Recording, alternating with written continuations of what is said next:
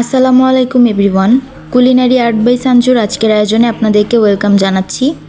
আজকে আমি খুব ইন্টারেস্টিং একটা রেসিপি নিয়ে হাজির হয়েছি। এই রেসিপিটির নাম হচ্ছে চকো ফ্ল্যান কেক। এই রেসিপিটির মধ্যে দুই ধরনের ডেজার্টের স্বাদ একসাথে পেতে পারেন। আমি এখানে কেক উপরে পুডিংয়ের লেয়ার দিয়েছি। একটু ইন্টারেস্টিং প্লাস বাচ্চারাও অনেক পছন্দ করবে আর বড়রা তো পছন্দ করবেই। চেষ্টা করেছি খুব পারফেক্টভাবে রেসিপিটি তৈরি করে দেখানোর।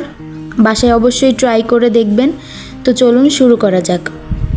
ফার্স্টে আমি এখানে দেখিয়ে দিচ্ছি আমি পুডিংয়ের জন্য কী নিয়েছি। 2টো ডিম নিয়েছি রুম টেম্পারেচারে অবশ্যই, তারপর ভ্যানিলা এসেন্স নিয়েছি, কনডেন্স মিল্ক নিয়েছি, চিনি, গুঁড়ো দুধ এবং তরল দুধ। এইটাকে জাল করে নিতে হবে। কনডেন্স মিল্ক এবং চিনি দিয়ে দুধটাকে আমি জাল করে নিব। একদম বেশি কমিয়ে ফেলতে হবে না, জাস্ট একবার ফুটে আসলেই ভালো মতো, তাহলে নামিয়ে নিতে হবে। এবার দেখিয়ে দিচ্ছি কেকের জন্য কী উপকরণ নিতে হবে। রুম টেম্পারেচারে 2টা ডিম, baking powder, vanilla essence, soybean তেল, চিনি, কোকো পাউডার এবং অবশ্যই ময়দা। আটা না, কিন্তু ময়দা নিতে হবে। এই জিনিসটা খুব ভালোভাবে খেয়াল রাখবেন, আটা নিলে কিন্তু কেকটা পারফেক্ট হবে না, অবশ্যই ময়দা নিতে হবে। তো এখন আমি দুধটাকে জাল করে নেব। সেই তরল দুধ নিয়েছি, তারপর দিয়ে দিচ্ছি চিনি 1/4 কাপ। এখানে চিনি আমি বেশি দিব না, আপনাদের টেস্ট ওয়াইজ দিবেন, কারণ আমি কনডেন্স মিল্ক ইউজ করব, তো তাই নাহলে বেশি মিষ্টি হয়ে যাবে। কনডেন্স মিল্ক দিয়ে দিয়েছি, নেড়েচেড়ে এবার অপেক্ষা করব বলক চলে আসার জন্য।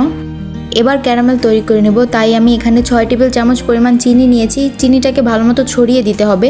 কোনো স্প্যাচুলা এই পর্যায়ে ইউজ করবেন না, তাহলে কিন্তু চিনিটা গলবে না। এভাবে রেখে দিবেন মিডিয়াম টু লো ফ্লেমে। চিনিটা আস্তে আস্তে গলে যাবে এবং যখন গোল্ডেন কালার চলে আসবে তখন ভালো মতো নেড়ে দিয়ে নিতে হবে। আমার ক্যারামেলটা 2 কালার হয়ে গিয়েছে, কারণ হালকা একটু পুড়ে গিয়েছিল, বাট টেস্ট কিন্তু খারাপ আসেনি। আপনারা ভালো মতো গোল্ডেন কালার করে নেবেন। এবার ওইটা ঠান্ডা হতে রেখে দিয়েছি, আমি পুডিংটা তৈরি করে নেব। এখানে রুম টেম্পারেচারে 2টা ডিম দিয়ে দিয়েছি। ডিমটাকে এবার ফেটিয়ে গুঁড়ো দুধ দিতে হবে। আমি গুঁড়ো দুধ দিয়ে দিয়েছি 1 টেবিল চামচ পরিমাণ। পুডিংয়ে 3টা রকমের দুধই ইউজ করতে হবে, গুঁড়ো দুধ, তরল দুধ এবং কনডেন্স মিল্ক, তাহলে টেস্ট এবং থিকনেসটা পারফেক্ট আসবে। এবার আমি সেই তরল দুধটা অ্যাড করে দিব। তরল দুধটা অবশ্যই একদম ঠান্ডা করে নিতে হবে, নাহলে ডিমের মধ্যে দিলে কিন্তু জমে যাবে ডিমটা। তারপর আমি দিয়ে দিয়েছিলাম ভ্যানিলা এসেন্স, দিয়ে ভালো মতো নেড়ে চেড়ে এরপর পুডিংয়ের বাটিটার মধ্যে দিয়ে রেখে দিব রেস্ট হওয়ার জন্য। এবার কেকটা তৈরি করে নিব।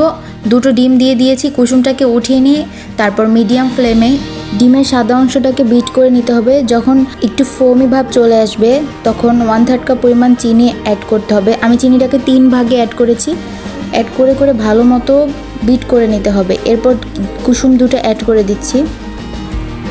কোনো রকম চিনি আস্ত দানা থাকা যাবে না, তাই ভালো মতো বিট করে নিতে হবে এবং বাটির চারপাশে লেগে থাকা ফোমগুলো নামিয়ে দিতে হবে।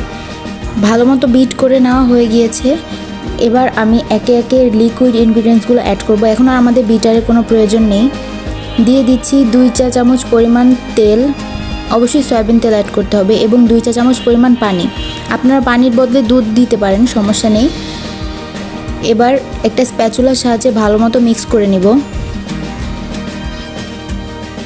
মিক্স করা শেষ। এবার আমরা ড্রাই ইনগ্রিডিয়েন্টসগুলো অ্যাড করব। আমি এখানে দিয়ে দিচ্ছি 1/3 কাপ পরিমাণ ময়দা, 1 টেবিল চামচ পরিমাণ কোকো পাউডার, 1/2 চা চামচ পরিমাণ বেকিং পাউডার। এবার ভালো মতো ইনগ্রিডিয়েন্টসগুলোকে চেলে নিতে হবে একটা চালনির সাহায্যে। তারপর আস্তে আস্তে এগুলোকে মেশাতে হবে। আমি ভিডিওটা বড় হয়ে যাবে তাই একটু ফাস্ট ফরওয়ার্ড করে দিয়েছি, আপনারা খুবই আস্তে আস্তে মিশিয়ে নেবেন। মিশানো একটু হয়ে গেলে এরপর দিয়ে দিচ্ছি ভ্যানিলা এসেন্স। আমি এখানে 1/2 চা চামচ পরিমাণ ভ্যানিলা এসেন্স দিয়েছি। দেখুন আমি কিভাবে স্লোলি মিক্স করছি। খুব ভালো মতো মিক্স করে নেওয়া হয়ে গেলে এরপর আমরা যে পুডিংয়ের ব্যাটারটা করে রেখেছিলাম সেটার উপরে এই কেকের ব্যাটারটা ঢেলে দিব। ডিম থাকার কারণে ব্যাটারটা উপরে ভেসে থাকবে, নিচে চলে যাবে না। দেখুন আপনারা কিভাবে করছি আমি। কেকের সম্পূর্ণ ব্যাটারটা দিয়ে দেওয়া হয়ে গেছে। এবার আমি এটাকে বেক করে নিব। আমি আজকে চুলায় বেক করব, তাই একটি ননস্টিকের হাঁড়ি নিয়েছি। হাঁড়ি নেওয়ার পর এরপর নিচে একটা স্ট্যান্ড দিতে হবে। স্ট্যান্ড দিয়ে তারপর বাটিটা বসিয়ে পানি দিতে হবে। দেখুন ভালো মতো লক্ষ্য করে আমি বাটির মিডিয়াম সাইজ পর্যন্ত পানি দিয়েছি। এর উপরে দিলে কিন্তু পানিটা ভিতরে চলে যাবে, তখন আমাদের কেক আর পুডিং ভালো মতো হবে না। আর চুলার আঁচটা মিডিয়াম থেকে লো ফ্লেমে রেখে আমি 45 মিনিট ওয়েট করেছি। 45 মিনিট পর আমার কেকটা হয়ে গিয়েছে। দেখুন কতটা পরিমাণ সফট হয়েছে। আমি একটা কাঠি দিয়ে চেক করে নিব। কাঠিটা কিন্তু ফ্রেশ বেরিয়েছে, কিন্তু মাঝখানের সাইডটা দেখে মনে হচ্ছে সেখান দিয়ে বেক হয়নি, বাট উপরে যে ঢাকনা ছিল ঢাকনার পানিটা পড়ার কারণে ওইখান দিয়ে একটু ভিজে ভিজে গেছে, কিন্তু আমার কেকটা কিন্তু একদম ফ্রেশলি ভালোভাবে বেক হয়েছে।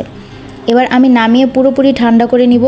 ঠান্ডা না করে কিন্তু আপনারা এটাকে সার্ভ করবেন না, তাহলে ভিতরে যে পুডিং আছে পুডিংটা ভেঙে যাবে, তাই পুরোপুরি ঠান্ডা করে নিতে হবে। কেকটা পুরোপুরি ঠান্ডা হয়ে গিয়েছে। এবার আমি একটা চাকুর সাহায্যে সাইড দিয়ে কেকটাকে ছাড়িয়ে নিব। এবার চকো ফ্লেন কেকটা আনমোল্ড করে নিচ্ছি। দেখুন কতটা পরিমাণ পারফেক্ট হয়েছে, এবং কেকটা কিন্তু নিচে রয়েছে এবং পুডিংটা উপরের লেয়ারে রয়েছে। পুডিংটা কিন্তু খুব ভালোভাবে কেকের সাথে স্টিফ হয়ে আছে, একটুও পড়ে যায়নি বা একটুও ভেঙে যায়নি। এভাবে পুরো রেসিপিটা ফলো করলে আপনারাও বাসায় খুবই ইজিলি চকো ফ্লেন কেক তৈরি করতে পারবেন আর বাচ্চাদের মন জয় করতে পারবেন। বাচ্চারা তো খুবই পছন্দ করবে। তার সাথে আমরা কিন্তু অনেকেই ডেজার্ট আইটেম অনেক বেশি পছন্দ করি, তো একের মধ্যে দুই পেয়ে গেলে সেটা তো অনেক বেশি ভালো হয়, তাই না? এবার আমি কেটে আপনাদের সাথে শেয়ার করছি। দেখুন কতটা সুন্দর হয়েছে দেখতে, এবং খেতেও কিন্তু অনেক বেশি অসাধারণ। বাসায় ট্রাই করে অবশ্যই আমার সাথে শেয়ার করবেন, কমেন্টে জানাবেন। এরপর কোন রেসিপিটা আপনারা দেখতে চান সেটাও আমাকে কমেন্ট করতে পারেন। আর যদি আমার রেসিপিটা ভালো লাগে তাহলে অবশ্যই আমার চ্যানেলটাকে সাবস্ক্রাইব করে দিবেন, আমার পাশে থাকবেন। আর পাশের বেল আইকনটা ক্লিক করে দিবেন সবার আগে আমার ভিডিওর নোটিফিকেশন আপনাদের কাছে চলে যাওয়ার জন্য। রেসিপিটি যদি ভালো লাগে তাহলে অবশ্যই একটা লাইক দিয়ে দিন। ইনশাল্লাহ আবারও হাজির হয়ে যাব নতুন কোনো রেসিপি নিয়ে। তো আজ বিদায় নিচ্ছি, সবাই ভালো থাকবেন। এতক্ষণ আমার সাথে থাকার জন্য অসংখ্য ধন্যবাদ। আল্লাহ হাফেজ, আসসালামু আলাইকুম।